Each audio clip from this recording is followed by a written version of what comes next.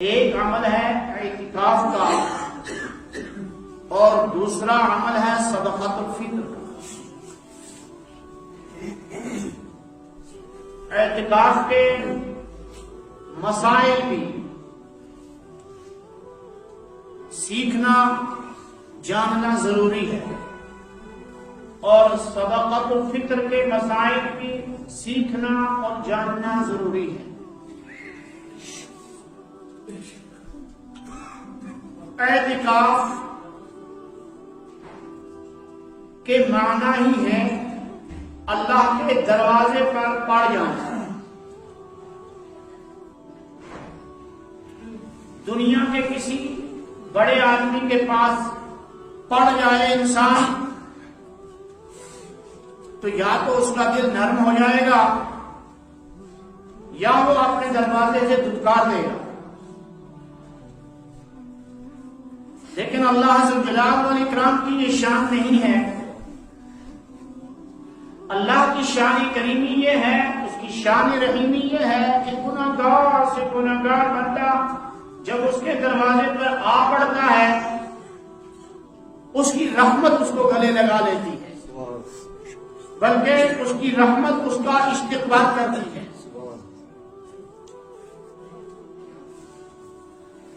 اعتکاف سنت مؤکدہ علی الکفایہ ہے۔ محلہ میں سے ایک آدمی محلہ کی مسجد میں اعتکاف بیٹھ گیا تو پورے محلہ کی طرف سے یہ سنت ادا ہو جائے گی۔ اگر محلہ میں سے کوئی بھی آدمی نہ بیٹھا پورا محلہ گنہگار ہوگا۔ حضرت نبی اکرم صلی اللہ تعالی علیہ وسلم جب ہجرت کر کے مدینہ طیبہ تشریف لے گئے اس وقت سے دم واپسی تک، پردہ فرمانے تک، دنیا سے جانے تک متواتر اعتکاف فرماتے رہے اور آخری سال آپ صلی اللہ علیہ وسلم نے پورے مہینے کا اعتکاف فرمایا۔ حضرت عائشہ صدیقہ رضی اللہ تعالی عنہا راوی ہیں، فرماتی ہیں کہ سرکار دو عالم صلی اللہ تعالی علیہ وسلم مدینہ طیبہ میں تشریف فرما ہونے کے بعد ہر سال اعتکاف فرماتے رہے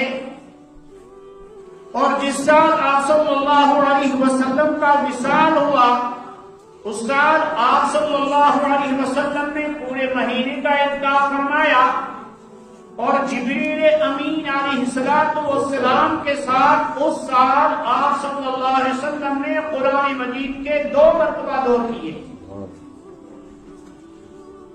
ہر سال جبریل امین علیہ السلام آخری اشرا میں تشریف لاتے، نبی اکرم صلی اللہ علیہ وسلم انہیں قرآن مجید سناتے، وہ نبی اکرم صلی اللہ علیہ وسلم کو قرآن مجید سناتے۔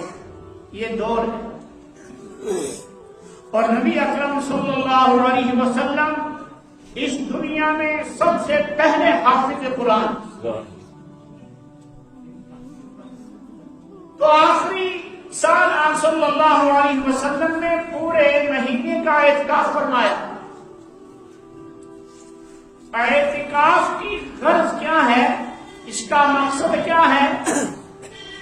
مین اور بنیادی چیز اس میں ہے کہ لیلۃ القدر کی تلاش، چونکہ لیلۃ القدر کا تعین نہیں ہوا، متعین نہیں ہوئی کہ کون سی رات ہے، لیکن متعدد احادیث سے یہ ثابت ہوا کہ لیلۃ القدر رمضان المبارک کے آخری عشرہ کی طاق راتوں میں ہوتی ہے۔ یہ متعدد احادیث کا خلاصہ نکلا اور طاق راتیں اگر مہینہ 30 کا ہے تو 21، 23، 25، 27، 29، اور اگر مہینہ 29 کا ہے تو اس کے برعکس راتیں کام ہوں گی.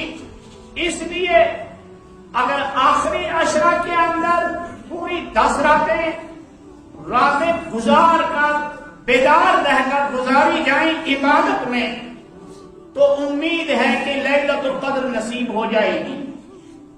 اور لیلۃ القدر کیا چیز ہے؟ قرآن مجید نے خود اس کی صراحت فرمائی کہ لیلۃ القدر خیر من الف شہر.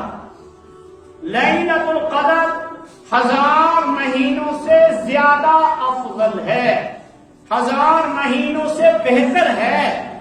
حضرت شیخ الحدیث مولانا محمد زکریا رحمہ اللہ نے فرمایا کہ یہ 1000 مہینہ 83 سال 4 مہینے کی مدت بنتی ہے. اور ابن حجر اسقلانی رحمہ اللہ نے فرمایا اور دیگر ائمہ نے فرمایا کہ اس 83 سال 4 مہینے سے کی عبادت سے بھی زیادہ بہتر ہے. اور کتنی زیادہ بہتر ہے وہ اللہ بہتر جانتا ہے. اس لیے کہ قرآن مجید نے خیر کا لفظ استعمال فرمایا کہ لیلۃ القدر خیر من الف شہر.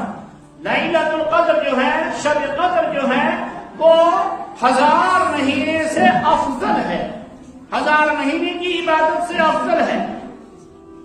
اصل مقصد لیلۃ اعتکاف بیٹھنے کا یہ ہے کہ لیلۃ القدر نصیب ہو جائے. اب اعتکاف کے بہت سارے مسائل فقہاء کرام نے بیان کیے، لکھے ہی کتابوں کے اندر. اعتکاف افضل ہے جامع مسجد میں جہاں 5 وقتہ نماز بھی ہوتی ہو اور جمعہ کی نماز بھی ہوتی ہو. اگر یہ نہیں تو ہم اس مسجد میں اعتکاف کیا جائے جہاں جمعہ تو نہیں ہوتا لیکن 5 وقتہ نمازیں پڑھی جاتی ہوں باجماعت. معتکف کے لیے یعنی اعتکاف کرنے کے لیے وعدے کے لیے پہلے یہ متعین کر لینا ہے کہ مسجد کی حدود کیا کیا ہیں، مسجد کہاں سے کہاں تک ہے. عام طور پر ہماری مساجد میں حمام ہوتا ہے، حمام مسجد کا حصہ نہیں ہے. ہماری مسجد میں یہ طاقدان ہے، یہ مسجد کا حصہ نہیں ہے، یہ محراب ہے. ہماری مسجد میں ہی سے سیڑھی اوپر جا رہی ہے دوسری منزل میں، تو یہ سیڑھی مسجد کا حصہ نہیں ہے. ہماری مسجد کے مینار ہیں، مینار بنائے ہیں، گنبد بنایا ہے، یہ گنبد مسجد کا حصہ نہیں ہے، مینار مسجد کا حصہ نہیں ہے. اگر معتکف بغیر شرعی ضرورت کے حمام میں بیٹھ گیا چاہے وہ 1 سیکنڈ ہی ہو، اگر معتکف بغیر شرعی ضرورت کے مینارے پہ چڑھ گیا اور گنبد میں ہوا پینے کے لیے چلا گیا یا حدود مسجد سے باہر چلا گیا تو مصنون اعتکاف ٹوٹ جائے گا، مصنون اعتکاف کا ثواب اس کو حاصل نہیں ہوگا. تو پہلے حدود مسجد کو تعین کرنا ہے کہ مسجد کہاں سے کہاں تک ہے. میں آپ کو اپنی مسجد کی حدود بتا دیتا ہوں کہ ہماری مسجد کی حد شروع ہوتی ہے وہاں حمام کے دروازے سے یہ پورا حصہ جو ہے یہ مسجد کا حصہ ہے. اس کو ہماری زبان میں، آپ کی مروجہ زبان میں جام خانہ کہا جاتا ہے. جو جام خانہ ہے یہی مسجد ہے. اس کے ساتھ مسجد کی جو محیطہ چیزیں بنی ہیں وہ مسجد کی ہیں لیکن مسجد کا حکم نہیں رکھتی ہیں. یہ طے کر لیا جائے پہلے، یہ سمجھ لیا جائے پہلے کہ معتکف مسجد کی حدود سے بلا شرعی ضرورت کے نکل گیا تو اعتکاف ٹوٹ جائے گا. اب شرعی ضرورت کیا ہے؟ شرعی ضرورت پیشاب پاخانہ کا آنا ہے، یہ شرعی ضرورت ہے، یہ قضائے بشری ہے. اس کو کرنے کے لیے، اسے فراغت حاصل کرنے کے لیے نکل گیا. اور وضو ہے، اس سے فراغت کرنے کے لیے نکل گیا. تو وضو اور پیشاب پاخانہ کے کرنے میں جتنا وقت لگتا ہے وہ وقت لگا کے راستے میں آتے جاتے اگر کھڑے ہو کر کسی صاحب سے گفتگو کر لی تو اعتکاف ٹوٹ جائے گا. یہ فقہ کی کتابوں میں لکھا ہوا ہے. سمجھ لو اچھی طرح سے. اسی طرح سے معتکف کی ضرورت شرعی ضرورت ہے کھانا پینا. اگر کھانا پینا لانے والا آدمی پہنچانے والا آدمی مہیا ہے، مسجد ہی میں کھانا پینا پہنچ رہا ہے، چائے پانی افطاری پہنچ رہی ہے، تو اس ضرورت کی وجہ سے اس کو باہر نکلنے کی ضرورت نہیں ہے. اور اگر ایسی صورتحال ہے کہیں کہ شریعت کے اندر توسع ہے، وسعت ہے، اگر ایسی صورتحال ہے کسی کے ساتھ کہ وہ کھانا پہنچانے والا اس کے لیے کوئی آدمی نہیں مہیا ہے، تو وہ اجازت ہے کہ وہ گھر جا کے کھانا کھائے. کتنے ٹائم کھانا کھانے میں لگتا ہے اتنا ہی ٹائم لگائے، اس سے زیادہ ٹائم نہ لگائے. اسی طرح سے مسجد کے متصل پیشاب خانہ نہیں بنا ہے، مسجد کے متصل بیت الخلا نہیں ہے. بہت ساری مساجد ایسی ہیں تو اعتکاف کرنے والا پہلے یہ طے کر لے کہ مجھے یہ ضرورت کہاں پوری کرنی ہے، اس جگہ جا کے اس ضرورت کو پوری کر کے اتنی دیر میں واپس آئے. اگر جنازہ ہو جائے تو جنازہ پڑھنے کے لیے معتکف باہر نہیں جائے گا، کیونکہ وہ اس کے لیے شرعی ضرورت نہیں ہے. جنازہ فرض علی کفایہ ہے، وہ دوسرے آدمی پڑھیں گے، اس کے سر پر سے اتر جائے گا. اگر یہ باہر نکلا تو اعتکاف ٹوٹ جائے گا. اسی طرح سے میرے دوستوں،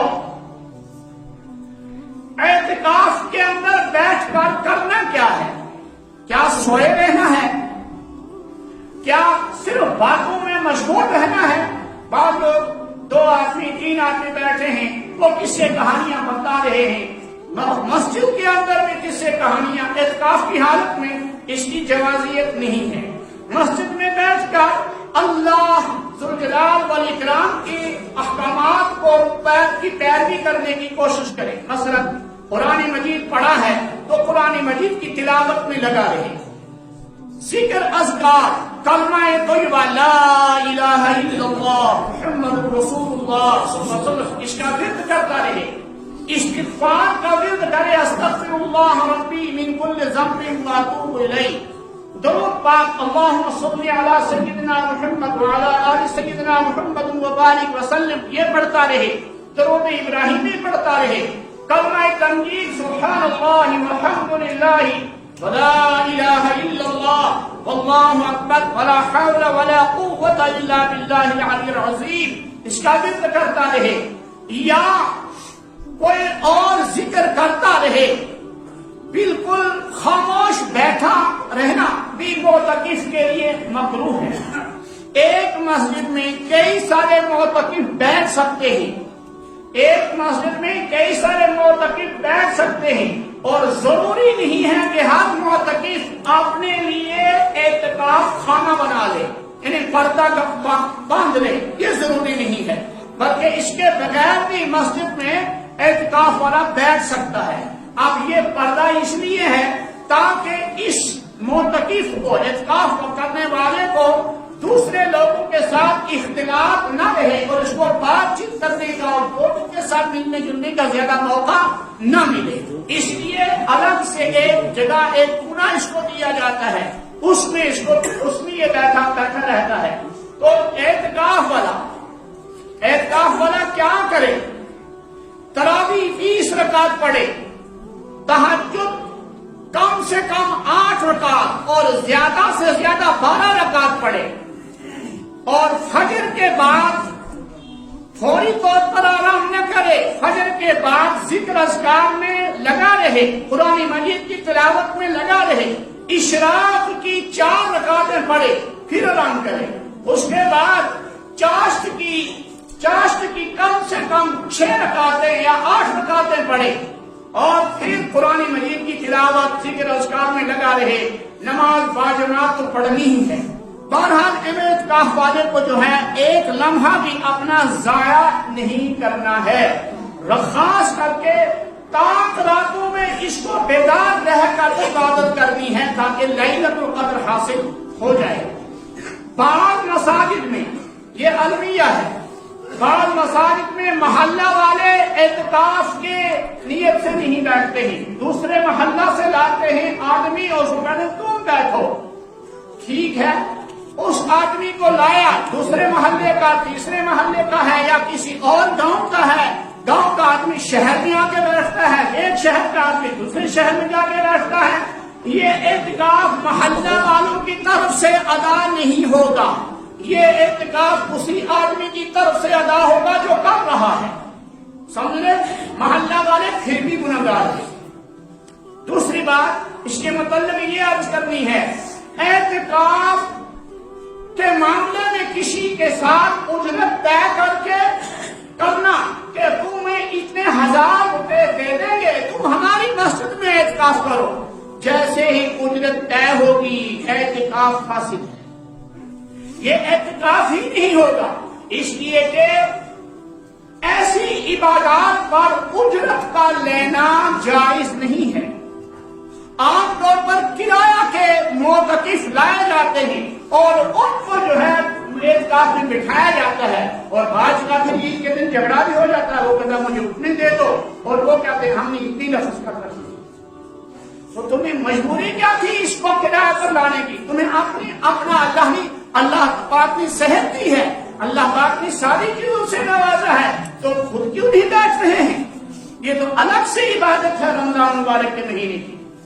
تو ایک اعتکاف یہ مسنون ہے، ایک اعتکاف واجب بھی ہے. جب انسان نیت کر لے اور نیت کر لی کہ یا اللہ میرا فلانا کام ہو جائے، میرا فلاں مسئلہ حل ہو جائے، میں اتنے دن کا اعتکاف کروں گا، تو یہ نظر معین کا اعتکاف ہو جائے گا. اس کو پورا کرنا واجب ہے. اگر مسنون اعتکاف بھی ٹوٹ گیا، کسی وجہ سے ٹوٹ گیا، تو فقہا نے مسئلہ لکھا کہ پھر بھی مسجد سے باہر نہ نکلے بلکہ مسجد ہی میں بیٹھا رہے اور اعتکاف اپنا پورا کر لے. البتہ بعد میں ایک دن کے اعتکاف کی قضا کرے، بعد میں ایک دن کے اعتکاف کی قضا کرے. اور اعتکاف کے لیے معتکف کے لیے روزے دار ہونا ضروری ہے. اگر روزہ نہیں رکھ رہا ہے تو اعتکاف مسنون نہیں ہوگا، بلکہ اعتکاف نفلی تصور کیا جائے گا. حافظ عمر چراغ آفیشیل کو سبسکرائب اور لائک شیئر کریں.